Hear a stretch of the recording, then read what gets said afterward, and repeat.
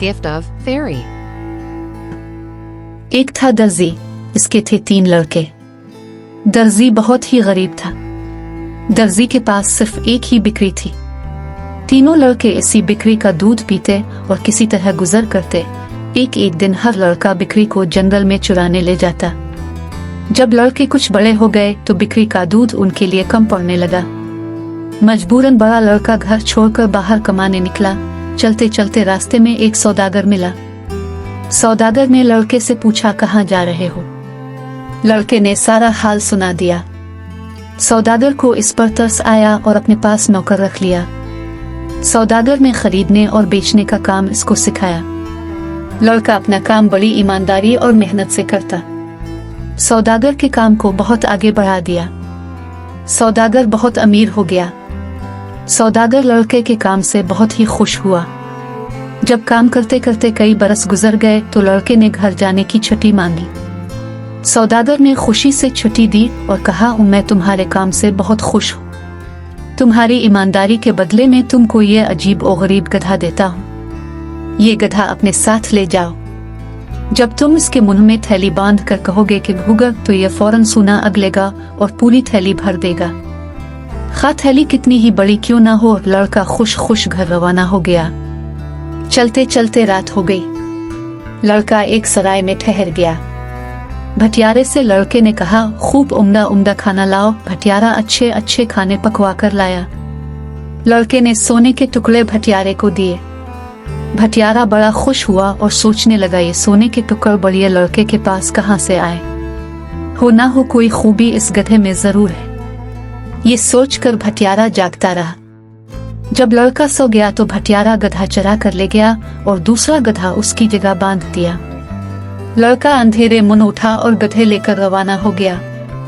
इसको अपने असली गधे की चोरी का कुछ ना मालूम हुआ। घर पहुंचा तो इसको देखकर बाप भाई सब जमा हो गए और खुशी खुशी बातें करने लगे। बाप, कहो बता, परदेश में क्या क्या सीखा? लड़का, सौदागरी। बाप, हमारे लिए क्या लाए हो? लड़का, ये गधा। बाप, तौबा करो, गधा लाने की क्या जरूरत थी? यहाँ सैकड़ों गधे मारे मारे फिरते हैं। बेटा, नहीं अब्बा, ये मामूली गधा नहीं है। इसमें एक खास बात है। बाप, वो क्या खास बात है? बेटा, इसमें खास खूबी यह है कि इसके मुंह में थैली बांध दे और कहीं के उगल तो यह फौरन सूना उगलने लगता है और थैली को भर देता है। खा थैली कितनी ही बड़ी क्यों ना हो। बूढ़ा दर्जी बेटे की बात को ताज्जुब से सुनता रहा और शक की नजरों से देखता रहा। आखिर लड़के ने बाप के शक को दूर करने के लिए कहा, आप अपने दोस्तों को बुलाए, मैं अभी सबको दौलत से मालामाल किए देता हूँ। दर्जी ने अपने खास दोस्तों को लाकर जमा किया और दौलत हासिल करने की खुशखबरी सुनाई। सब लोग आ गए तो लड़का गिधे लेकर आया। उसके मुंह में थैली बांधी और कहा कि भूगत, लेकिन गधा जूका तुम खड़ा रहा। लड़के ने कई मर्तबा चला चला कर कहा, उगा, लेकिन नतीजा कुछ ना निकला। थैली जैसी खाली थी वैसी ही रही और गधा चुपचाप खड़ा रहा। अब लड़का समझा कि भटियारे ने गधा चरा लिया। दर्जी अपने दोस्तों के सामने बड़ा शर्मिंदा हुआ। लड़के पर खफा होने लगा तो मुझे सबके सामने जलील किया। लड़के ने सारा किस्सा अपने मंझले भाई को सुनाया। अब दूसरा भाई सफर पर रवाना हुआ। कई दिन तक बराबर चलता रहा। रात को पेड़ के नीचे सो रहता। आखिर एक दिन इसको एक बुढ़िया मिली। बुढ़िया जंगल के किनारे एक छोटी सी झोंपड़ी में रहती थी। लड़का बुढ़िया के साथ रहने लगा। बुढ़िया जो काम बतलाती इसको बड़ छोटी मेहनत से करता। बुढ़िया इसके काम से बड़ी खुश थी। एक दिन लड़के ने घर जाने को कहा। बुढ़िया ने दुआओं के साथ रुखसत किया और कहा कि देखो बेटा, मेरे पास एक सीनी है। जब कहोगे अब भर जा तो ये बेहतरीन खानों से भर जाएगी और जितने आदमी बैठे होंगे पेट भर कर खा लेंगे। तुम ये सीनी लेते जाओ। लड़का सीनी पाकर बहुत खुश हुआ और घर की तरफ चला। रास्ते में इसको वही सराय मिली जहाँ बड़े भाई का गधा चोरी हो गया था। रात बिसर करने के लिए रुक गया। भटियारे ने खाने के लिए पूछा। लड़के ने कहा मैं तुमको खिलाऊंगा। भटियारे ने कहा तुम्हारे पास तो कुछ है नहीं, तुम कहाँ से खिलाओगे? लड़के ने कहा ठहरो। सीनी सामने निकाल कर रख दी और कहा भर जा। ये कहते ही सीनी अच्छे अच्छे खानों से भर गई। भटियारा इस निराली सीनी को लालच भरी नजरों से तकने लगा और उसके चुराने की तरकीबें सोचने लगा। लड़का काफी थक चुका था, खाना खाते ही सो गया। भटियारा ताक में तो लगा ही हुआ था। जब लड़का सो गया तो चुपके से आया और सीनी उठाकर ले गया और उसकी जगह पर दूसरी वैसी ही सीनी रख दी। लड़का सुबह सवेरे उठा और सीनी लेकर घर की तरफ रवाना हो गया। घर पहुंचा तो बाप और भाई सब इसको देखकर खुश हो गए और बातें करने लगे।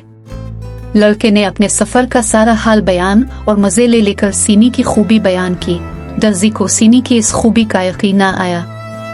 लड़के ने कहा इम्तिहान ले लीजिए, आप लोगों को बुलवाइए, देखिए मैं अभी सबके लिए अच्छे अच्छे खाने चुनवाए देता हूँ। लड़के ने जब बहुत ही इसरार से सीनी की खूबी बयान की तो बाप ने अपने चंद दोस्तों की दावत की। सब लोग गोल दायरा बनाकर बैठे और बीच में सीनी रखी गई।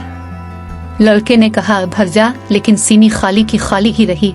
उसने फिर कहा भर जा, लेकिन फिर भी कुछ न हुआ। 3-4 मर्तबा चला चला कर कहा भर जा भर जा भर जाए, लेकिन सीनी वैसी ही खाली की खाली पड़ी रही। सब लोग लड़के का मुंह तकने लगे और उसे झूठा बताने लगे। लड़का बहुत शर्मिंदा हुआ और बाप तो मारे शर्म के पानी पानी हो गया। लड़के को एक तो सबके सामने शर्मिंदगी का अफसोस था और दूसरे असली सीनी के गुम हो जाने का। इसने अपने छोटे भाई को बुलाया और सारा किस्सा बतलाया। छोटा भाई समझ गया कि यकीनन भटियारे ही की शरारत है और इसी ने गधा और सीनी दोनों चीजें चराई हैं। छोटा भाई बहादुर भी था और अक्लमंद भी। हिम्मत बांध कर रवाना हुआ कि ये दोनों चीजें जरूर वापस लाऊंगा। कई दिन चलने के बाद इसका गुजर एक मैदान से हुआ। ये मैदान परियों का था। रंग बरंग के फूल चारों तरफ खिले हुए थे। हरी हरी घास सब्ज मखमल की तरह फैली हुई थी।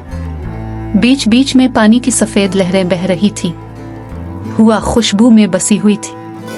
लड़का दम लेने के लिए, सस्ताने के लिए ठहर गया। हुआ कि मस्त खुशबू ने आंखों में नींद भर दी और वो जल्द ही एक गुलाब के पौधे के पास पड़कर सो रहा। लड़का अभी सोया ही था कि नीलम प्री जो इस गुलाब पर रहती थी उतरी और लड़के को हुआ में लेकर उड़ गई। दूसरे दिन लड़के ने अपने को एक बहुत ही घने जंगल के बीच पाया। वो कहाँ है, यहाँ कैसे आया? अभी इन बातों को सोच ही रहा था कि सारा जंगल तरह तरह की आवाजों से गूंजने लगा। इसके बाद यकबैक लाल रंग की रोशनी सारे जंगल में फैल गई। लड़का बड़ा परेशान हुआ, बार बार सोचता, कुछ समझ में ना आता। इतने में बड़े जोर की आवाज इसके कानों में आई और सारा जंगल नीले रंग में रंग गया। इस आवाज को सुनकर लड़का कांप गया और घबराकर एक तरफ भागा। इसके भागने पर जंगल की सब परियां हंस पड़ी। बात यह थी कि परियां लड़के से खेल रही थी। जब परियों ने अपना खेल खत्म कर लिया तो नीलम प्री छम छम करती हुई लड़के के पास आई और बोली तुम हमारे मैदान में क्यों आए? लड़का मुझे नहीं मालूम था कि मैदान आपका है। यहाँ आना मना है, अब कभी नहीं हुआ हैगा। नीलम परी हंसते हुए क्या मैदान पसंद नहीं? लड़का जी, मैदान तो पसंद है लेकिन जंगल। नीलम परी क्या डर लगता है? लड़का जी हाँ। नीलम परी अच्छा, अपनी आंखें बंद करो। उधर लड़के ने आंखें बंद की। उधर परी न हुआ में अपना आंचल हिलाया और सारा जंगल फिर इसी हरे भरे मैदान में बदल गया। लड़के ने आंखें खोल दे। मैदान देखकर जान में जान आई। लड़के को जब जरा इत्मीनान हुआ तो नीलम प्री ने पूछा तुम कैसे आए? लड़के ने दोनों भाइयों का सारा किस्सा सुना दिया। वो सीनी और गधा वापस लेने जा रहा है। प्री ने ताली बजाई और फौरन एक देव हाजिर हुए।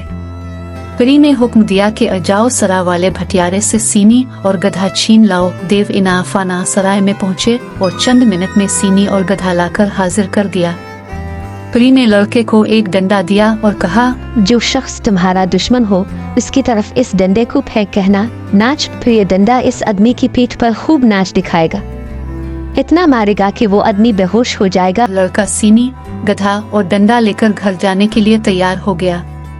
प्री ने देव को हुक्म दिया कि जाओ लड़के को घर तक पहुंचा। देव ने हुक्म पाते ही लड़के को तमाम सामान के साथ हाथ पर उठा लिया और हुआ में उड़ता हुआ आन की आन में घर पहुंचा। घर के सब लोग जमा हो गए। छोटे भाई ने सबकी खूब दावतें की और सोने के टुकड़े भी बांटे। अब दर्जी की शर्मिंदगी दूर हो गई और सब लोग हंसी खुशी रहने लगे।